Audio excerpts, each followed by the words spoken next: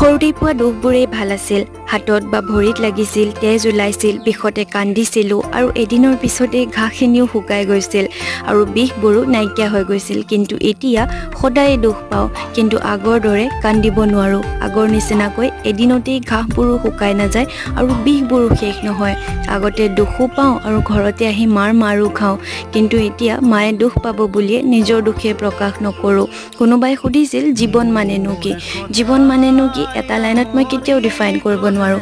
মই সদায় নিজৰ ভিডিঅ'ত কিবা নহয় কিবা জীৱনৰ ৰিলেটেডে কথাবোৰ ক'বলৈ চেষ্টা কৰোঁ। তো সেয়াই জীৱনৰ এটা ভাগ বুলি মই ভাবোঁ। আৰু ছানডে বুলি ক'লেতো কিমান কাম থাকে নহয়নে?